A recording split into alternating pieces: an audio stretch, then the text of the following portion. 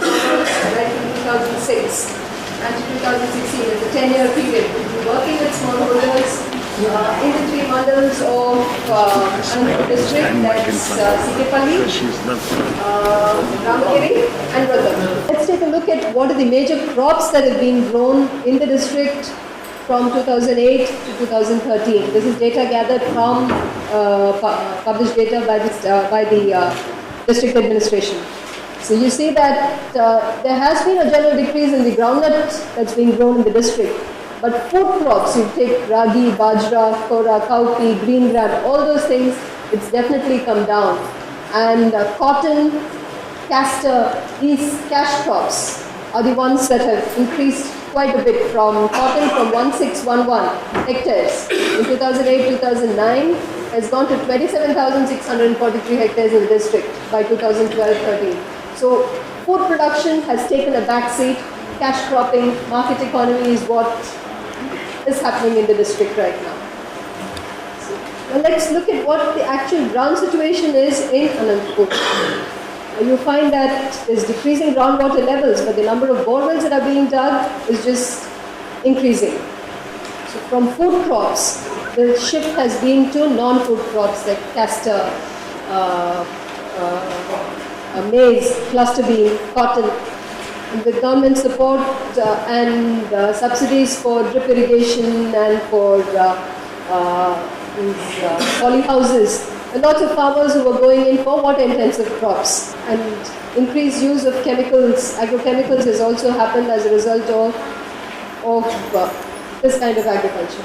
They were going in for market economy, but the market development hadn't happened simultaneously. You grow crops for the market, but if you don't have a place to market your produce, then it doesn't work for farmers. This is a picture that shows about what is the net soil area, how much of agriculture is being done in the three mandals from 2007-2008 over a 5-year period to 2012-2013. What we see is in Sikepalli mandal and in Ramagiri, the cropped area has come down considerably, though of course it has gone up marginally in Vradam. Kalaland has gone up considerably in Ramagiri in 2012-2013. Land that's been agricultural land that's been put to non-agricultural use, that means it's going in for some other kind of development. That's in Vradam there has been an increase. There's always been, it's been on the high side, but in 2012-13 in Vradam it's gone up even further. The area sown more than twice. It has gone up in both Ramagiri and in Vradam. These two mandals are the ones that have the water levels in these two districts, the groundwater levels in these two districts are not very conducive for having two crops. That means they're digging more borewells, but in an area where there is no possibility of finding water. The kind of farmers that are there in Anantapur district, 95% of them in these three mandals, 95% of them had less than 4 hectares, less than 10 acres of land. So that is the area, that's the group of farmers that we call small and marginal farmers. In 2005, the number of farmers in Sikepalli who had less than 4 hectares, that's increased here. The area under cultivation is also increased. So generally, you have only small and marginal farmers. 95% is a huge number. So you have, majority of the farmers are small and marginal, and for them to be able to go in for the agriculture development that's being promoted, how feasible would that be? The kind of agriculture development that's happening is promoting water-intensive crops. So you find that most of in these three mandals, 95% of the area is under rainfed cultivation.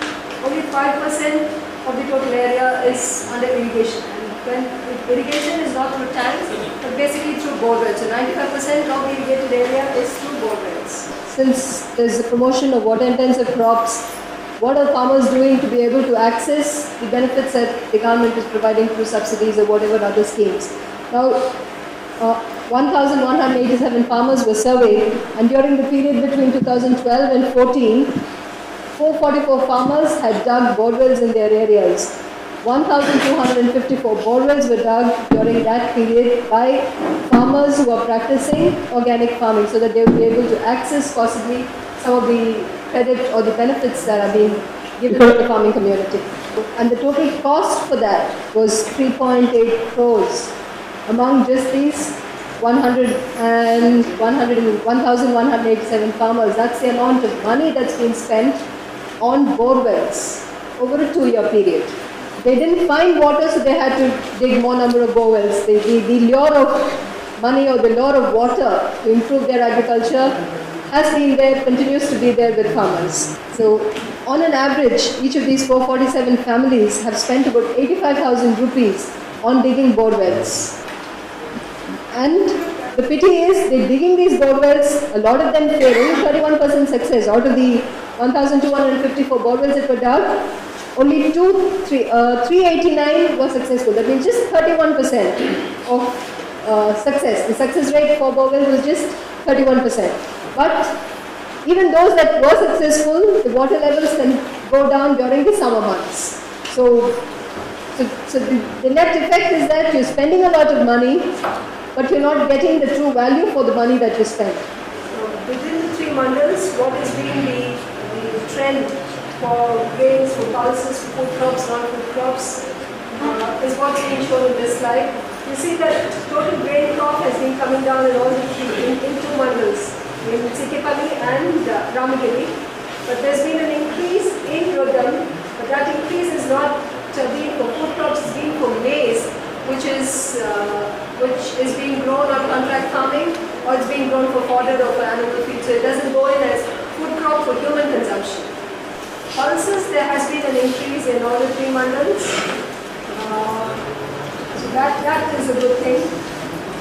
But when it comes to other food crops, there's not been much of a change, marginal increase, except in Rodam where there has been an increase. When you look at the last one, the non-food crops, you see that there's been a tremendous increase in Rodam.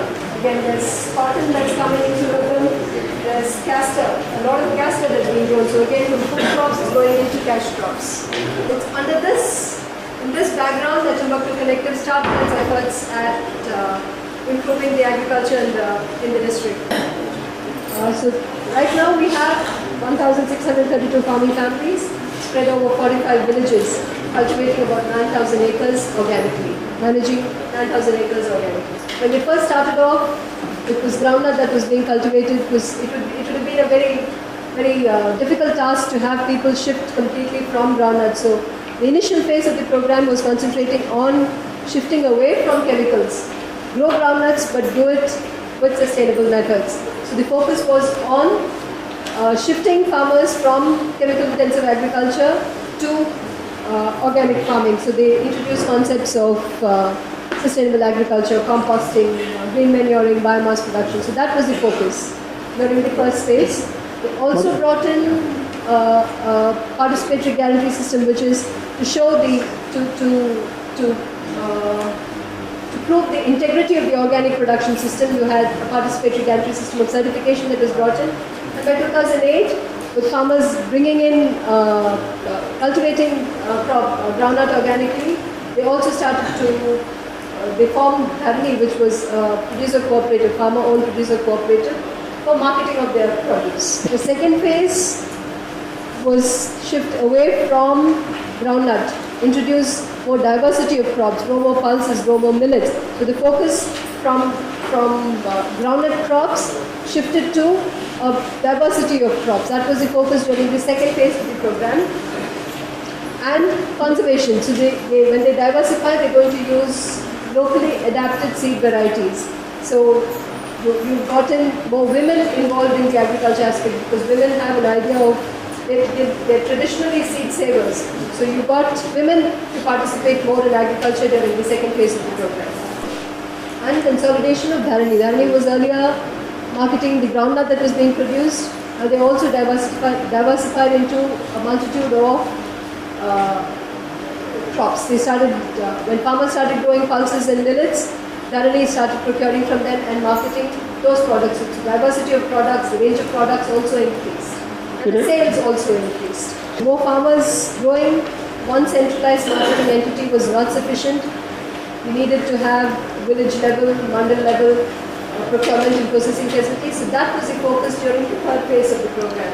The number of farmers has increased, and from pulses, from groundnut, they also introduced different kinds of millets. Earlier it was foxtail millet, then they introduced 4-5 different varieties. Proso millet, kodo millet, foxtail millet. So several other millets were introduced into the system. So a shift from groundnuts to millet cultivation.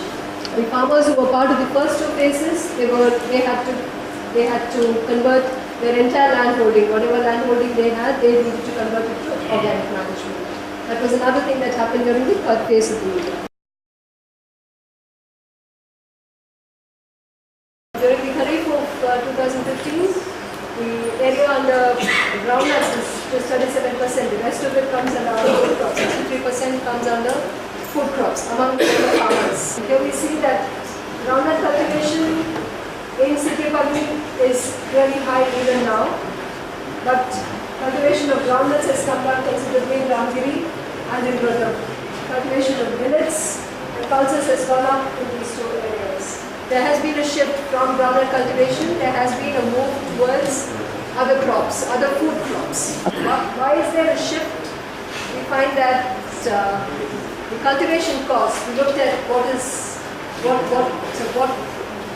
the incentive for farmers to move towards, to leave groundnut and go towards millet crops. The cultivation costs have definitely come down in the millet cultivation. Groundnuts, whether it's irrigated or rain-fed, the cost is almost high. It is almost twice or 3 times that of millets. And what is the profit that you get out of, you have 48% profit that you get, 50% from growing foxtail millet. So that has been the reason for farmers to shift from groundnut to millets. Next one is, okay, you started producing your crop, where do you market your crops? So Timbuktu Collective has ensured that they have their producer cooperative, the farmer producer company, Davli, which buys all the produce, or at least tries to buy all the produce that the farmers produce. You can actually see that the production has come down. Here is groundnut production. Davli has been buying groundnuts from Sikri. In Ramgiri, the groundnut production has gone down, but there are more millets and pulses. Again, they've been buying that. In Rodam, again, it's the same with groundnut cultivation going down, millets, pulses going up. And they've been marketing. Dani has been marketing the produce, the sales. This one, there's been a definite increase in the sales from 2011 to 2011, 12 to 2015, 16. There's been what started off here has gone up here. That's where the sales are in the month of April. And it's following a pattern, the peak. That's the program that Timbuktu Collective has been doing, starting with farmers, forming them into groups, helping them to shift to organic agriculture, providing them marketing facilities for their produce.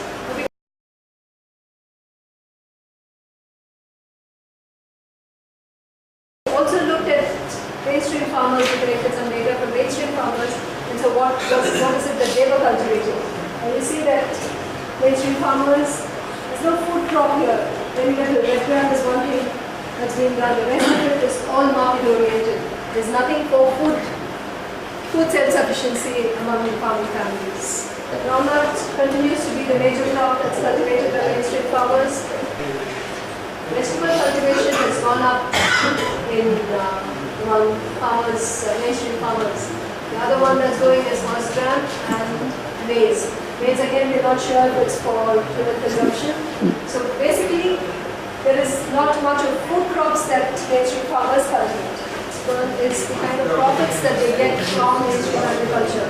Groundnut under rainfed conditions gives about 11%, but you see that the cost of cultivation when compared to the organic that we saw earlier is definitely higher. So if there's a crop that's lost, if there's failure of the crop, farmers tend to lose a lot more.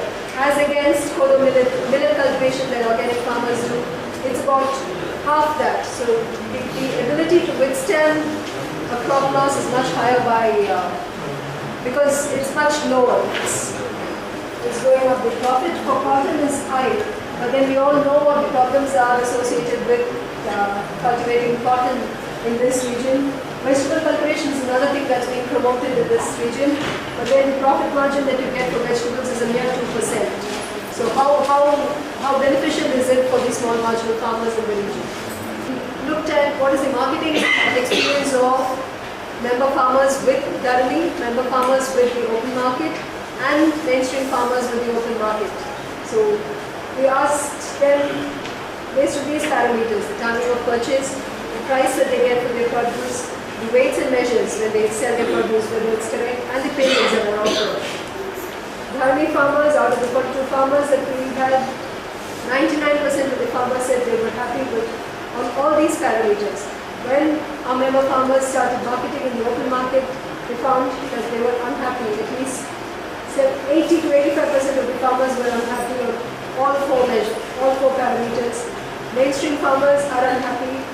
90-95% of mainstream farmers are very unhappy with the timing of purchase that they do in the open market, with the weights and measures.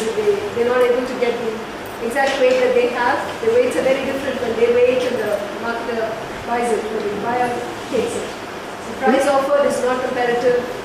The payments, they don't receive it on time. So the marketing experience of farmers with Dharani has been exceptionally good, and with the open market, none of them are satisfied with their experience. That's with the marketing. Now, another major problem that's there in the agriculture sector is youth moving out of agriculture. Now, among the member families, up to the 1,187 families that were interviewed, 41% consists of youth. And out of that 41%, 48% of them continue to be in agriculture. So that's through the organic agriculture program, we're able to retain youth in farming.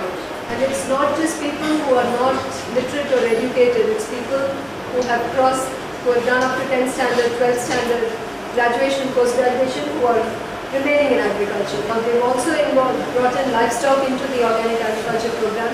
And through this program, we interviewed some farmers through the livestock survey and found that with the introduction of animals into the system, a total volume of 23 lakhs, 24 lakh rupees has been brought into the system because of introduction of animals.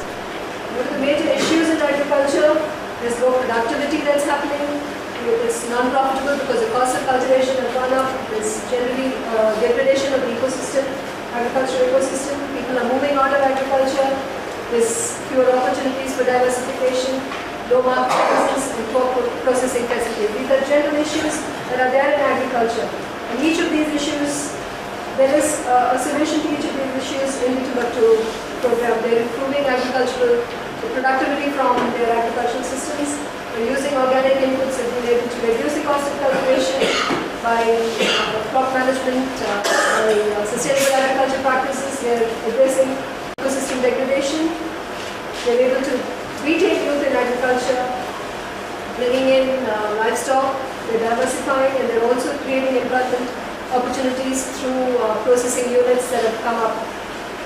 Collective marketing is something that is being initiated, that's being done, accomplished well, where farmers do not have to directly do not have to interact with the middlemen, but they have a collective bargaining which gives them a good price for their produce and facilities for value addition. So each of these issues that are there in agriculture, there is an activity that is being done to address those issues in the organic agriculture program of Timbuktu. The collective must continue to work with farmers, with more farmers, and they must also take the results of their work to the policy level, to decision makers at the policy level, interact with them and tell them of the need for using agroecological approaches for smallholder communities. They should also get involved in participatory research and dissemination of that knowledge. Strengthen their farming, strengthen the skills of the farmers that they work with, so that they can directly negotiate with policy makers or with authorities for their rights. And decision making has been an area that decision making in agriculture has been a little low in the organic agriculture program. Try and make sure that they have more role, more say in decision making. And they need to collaborate with consumers and ensure that there is a policy that favors smallholders. Thank you. It's been